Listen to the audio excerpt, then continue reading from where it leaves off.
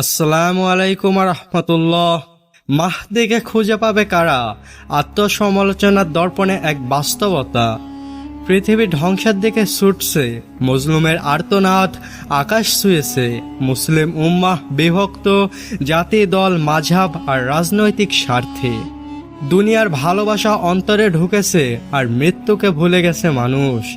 এই সময়ে এক আশার আলো ইমাম মাহদি আলাইহিসসালাম। তিনি আসবেন, আর তিনি এমনি আসবেন না, আসবেন আল্লাহর পক্ষ থেকে দায়িত্ব নিয়ে। কিন্তু প্রশ্ন হলো, তাকে খুঁজে পাবে কারা? রাসূল সাল্লাল্লাহু আলাইহি ওয়াসাল্লাম স্পষ্ট করে বলে গেছেন কিছু চিহ্ন, যেমন যুদ্ধ, বিশৃঙ্খলা বাড়বে, মানুষের দিনের মূল্য ডুবে যাবে, আলেমদের সম্মান কমে যাবে, অন্যায়কে সহজ মনে করা হবে, হালাল হারাম সীমা থাকবে না, মানুষ কেবল টাকা আর মাটির ঘরে বন্দি থাকবে। এই সময়ে ইমাম মাহদি আলাইহিসসালামকে প্রেরণ করা হবে। কারা খুঁজে পাবে মাহদি আলাইহিসসালামকে? তাকে সব মুসলমান খুঁজে পাবে না, বরং তাকে খুঁজে পাবে কেবল একটি দল, যারা গোপনে কান্না করে, যারা সমাজে একা হয়ে গেছে দিনের কারণে, যারা স্রোতের বিপরীতে চলে, যারা মিডিয়ার ফাঁদে পড়ে না, বরং কুরআন আর সহিহ হাদিস আঁকড়ে ধরে, যারা দুনিয়া নয় আখিরাতকে বড় মনে করে। রাসূল সাল্লাল্লাহু আলাইহি ওয়াসাল্লাম বলেছেন, আমার উম্মতের একটি দল যারা সবসময় সত্যের ওপর থাকবে, তারা বিজিত হবে না, আর যারা তাদের বিরোধিতা করবে তারা ক্ষতিগ্রস্ত হবে। সহিহ মুসলিম হাদিস। আর তারাই হবে ইমাম মাহদি আলাইহিসসালামের সাথী। সমাজের বিপরীত চিত্র। আজ মানুষ মাহদির জন্য নয়, নতুন সিরিজের জন্য অপেক্ষা করে। আজ মানুষ দোয়া করে না, শুধু স্ক্রল করে।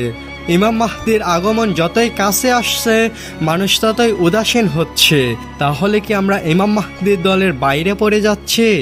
একবার চিন্তা করো, তুমি কি সকালবেলা ফজরের জন্য উঠে কান্না করছো, নাকি ঘুমিয়ে থাকো ঘুমটা জরুরি বলে? তুমি কি গুনাহ থেকে বাঁচতে যুদ্ধ করো, নাকি বলো আরে এটা তো আজকাল সবাই করে? মাহদিকে না চিনলে কি হবে? ভয়ঙ্কর কথা বলেছিলেন ইবনে কাসির রহমাতুল্লাহ আলাই, যে ইমাম মাহদিকে অস্বীকার করবে সে নবীর হাদিস অস্বীকার করলো।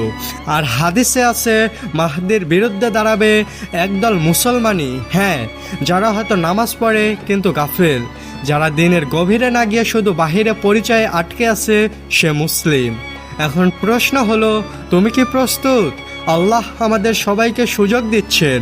যদি আমরা এখনই ফিরে আসি, গুনাহ ত্যাগ করি, কুরআন বুঝে পড়ি, হাদিসকে জীবনের আলো করি, রাতের অন্ধকারে অন্তরের কান্না শুরু করি, তাহলে আমরা সেই সৌভাগ্যবানদের একজন হতে পারি, যারা ইমাম মাহদি আলাইহিসসালামের আগমনে থাকবে প্রথম সারিতে। হয়তো সে সময় খুব কাছেই, হয়তো কিছুদিন বা কিছু বছর বাদেই। হে আল্লাহ, আমাদের অন্তর শুদ্ধ করে দাও, মাহদির আগমনের জন্য আমাদের প্রস্তুত করে দাও। আমাদের সেই দলে অন্তর্ভুক্ত করো যারা তাকে চিনবে, তার পাশে থাকবে। আর আমাদের এমন জীবন দিও যাতে তোমার কাছে মুখ তুলে দাঁড়াতে পারি। আমিন। তো বন্ধুরা, ভিডিওটি যদি ভালো লাগে লাইক এবং সাবস্ক্রাইব করতে ভুলবেন না। আল্লাহ হাফেজ।